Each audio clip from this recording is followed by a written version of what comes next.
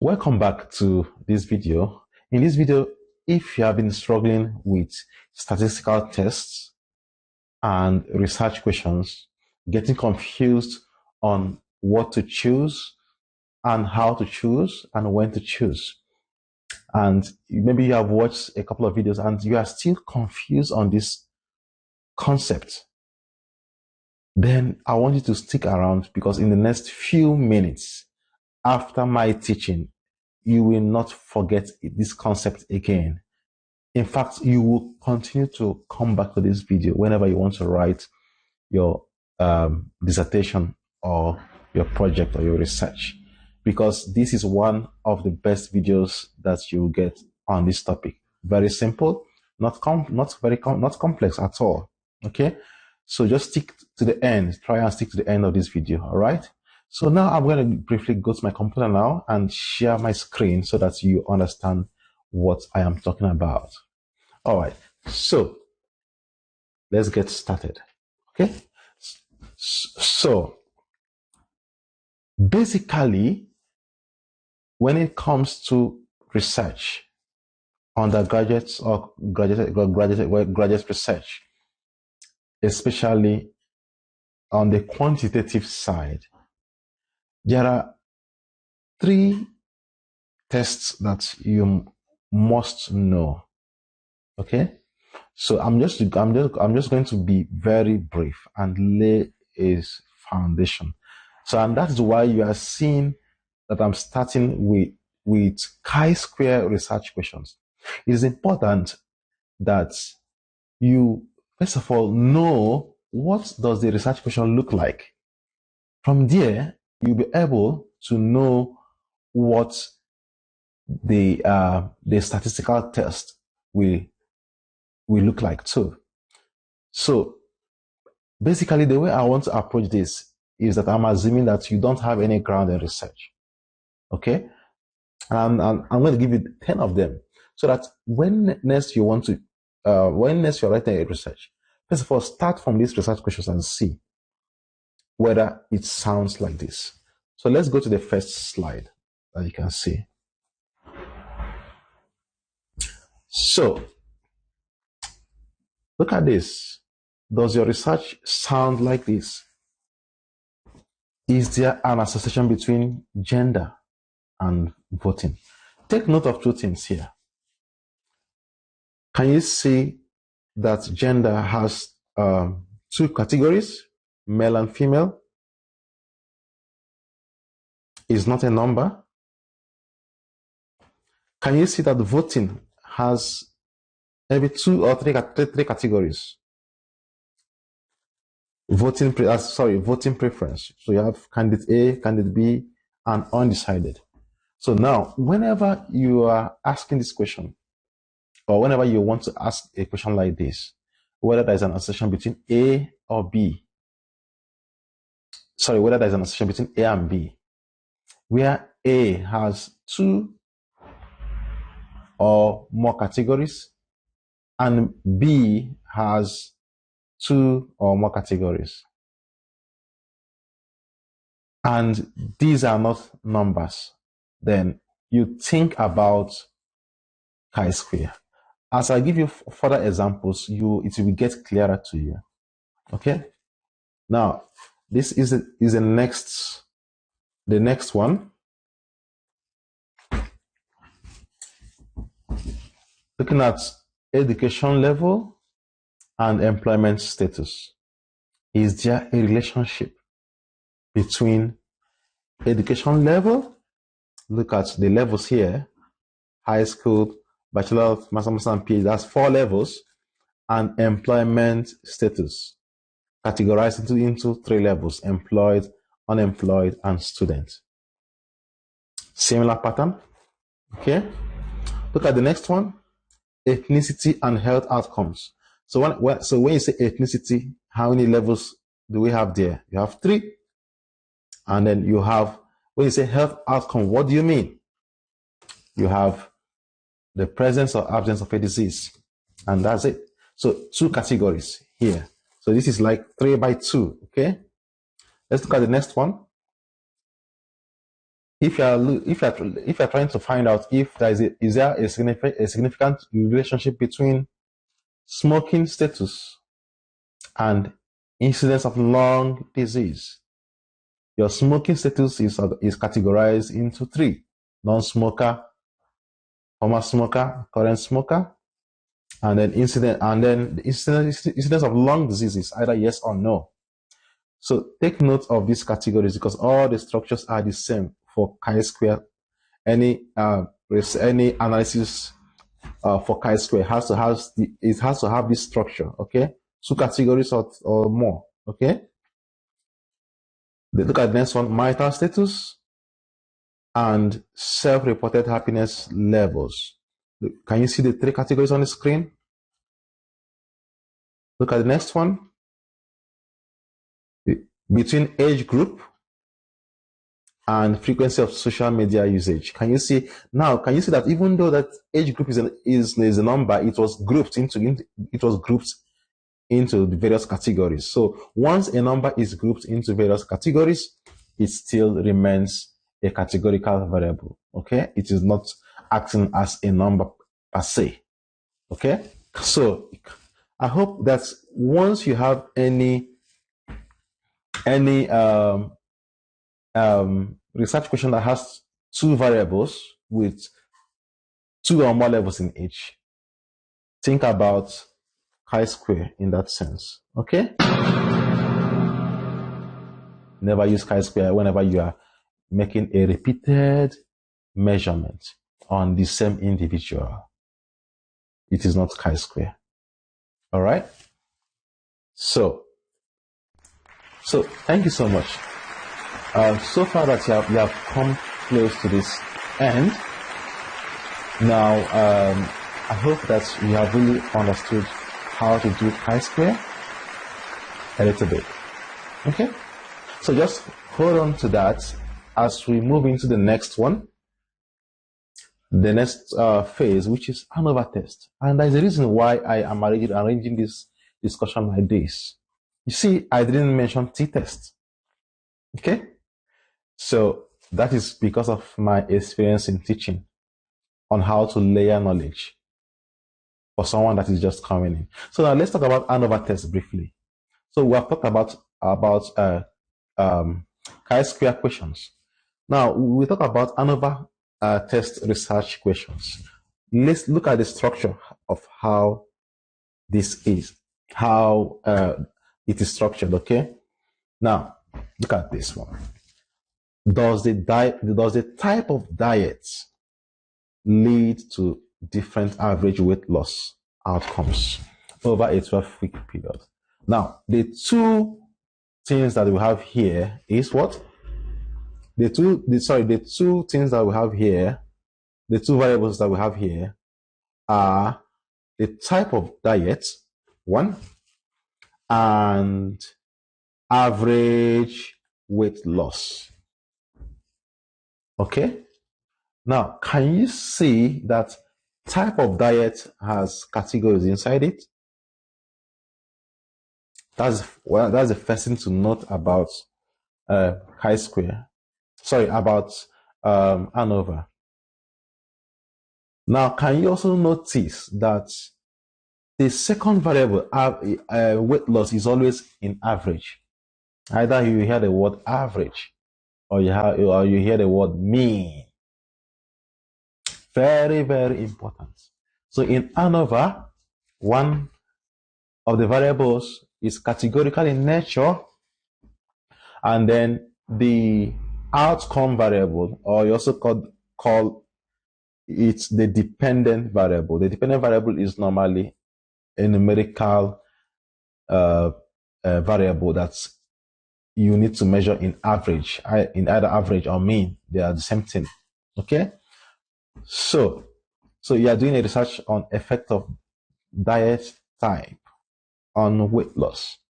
One of the ways you can frame your research question so that it can be answered with ANOVA is the way you have seen it now on the screen.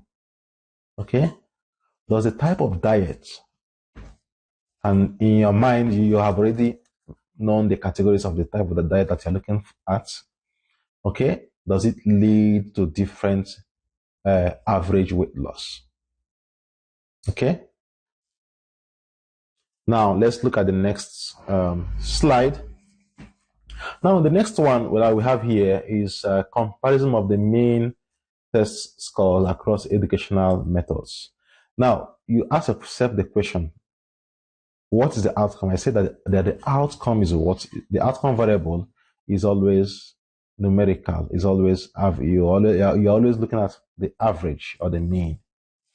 So here, can you see that in the question, is there a significant difference in mean test scores among students taught using 3 different educational methods?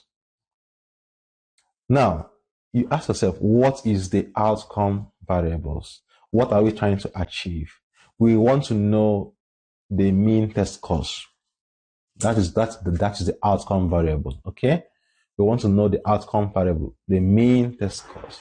The next thing is what can we manipulate? That is what?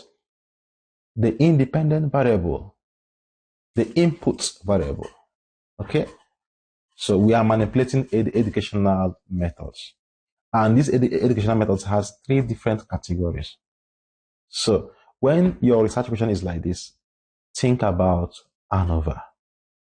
Okay, one is average, the other one is category. Think about ANOVA. Look at the next research question. Is there a difference in average customer satisfaction rating? Can you see? And among 3 different providers. So let's say your research topic here is what? Comparison of customer satisfaction across different providers. How will you frame your research question? Based on this template I've given you now. So I've already given you an example of what your research question might look like. Can you see the same idea of mean? One variable being numeric or summarized in a numeric format, then another variable in a categorical format. Okay? Now the next one is what? Impact of exercise frequency on mental health. How can you coin a research question based on this topic so that it can use ANOVA, so that you can use ANOVA to answer it? And so you can see now our exercise frequency. How did we categorize it? We categorized it as what? No exercise, moderate exercise, and high frequency exercise. You see that? Okay, and then we look at our mental health. How are we going to turn mental health so that it becomes a mean? Because we want to use ANOVA to answer this research question.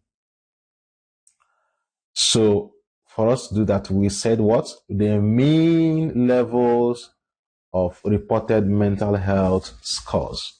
So you can see that you can actually frame your research question and tailor it towards a particular research method. Sorry, towards a particular statistical test. Okay, so it all depends on your research question. So that's why you can save this video and use it as a template. So you can see the same thing again, going again in this one here. Is there a significant difference in mean productivity levels among employees working under different work schedules? So can you see work schedules is the independent variable, and then mean productivity level is the dependent variable. That's the outcome variable. All right. Okay, so we'll go to the next one. Still the same principle, effect of medication dosage on blood pressure. How will you measure the effect? Okay. So the effect is now what? The mean reduction in blood pressure. So while the inputs or the independent variable are those categories: low dose, medium dose, and high dose. So basically, we are still dealing with the same thing. So can you see the same structure? So once you understand this structure here, even before as you are creating the research question, you already know the kind of test that you want to use to analyze that. Okay, so you can see different types here. It's still the same concept. The same concept applies here. One thing about ANOVA is once the overall model in ANOVA, if it is significant, then you do a post hoc test. And there are different types of post hoc tests. You have the Turkey, you have Bonferroni, and you have other types. So you just do one of them to find out where the significance lies in. Okay. So basically, ANOVA tells you, okay, yes, there is a significant relationship between A and B, but I don't know the particular one. So for you to know the particular one, you now do what? A post hoc test. Okay? To be able to know exactly which of the variables, which of those categories are significant. So now look at two-way. So once you have understood one-way ANOVA, two-way ANOVA is still the same thing. Okay? So this time around, you have two different categorical variables, okay, as the independent variable this time around. So how do different teaching methods and gender affect students' academic performance? So students' academic performance is measured by what? The average scores. See, so one side average, then the other side categorical. But this time around, teaching methods have two categories, two subcategories inside it, traditional and online, while gender has two subcategories inside it, male and female. Can you see that? Okay. The same thing with the second research question. Okay. This video is getting to 20 minutes, so I want to just be fast. Now, the same model, you extend it to ANOVA, to a three-way ANOVA. It's still the same thing, exactly the same thing. This time around, you have the output variable or the outcome variable or the dependent variable. They are all the same thing. Is still the average XYZ, okay? The average outcome. While the independent variable, this time around, you have three independent variables, and each of these three independent variables has subcategories inside them. So you can see here now how do teaching methods, gender, and grade level jointly affect students' academic performance. So you can see that each of them have a subcategory inside them. So I hope with this is very, very clear to you. Okay, now that we have laid the foundation, let's now talk about, do we still need to talk about independent sample t-test? Just one question for you. So, independent sample t-test. Can independent sample t-test handle a single categorical predictor variable? Can independent sample t-test handle a single categorical predictor variable?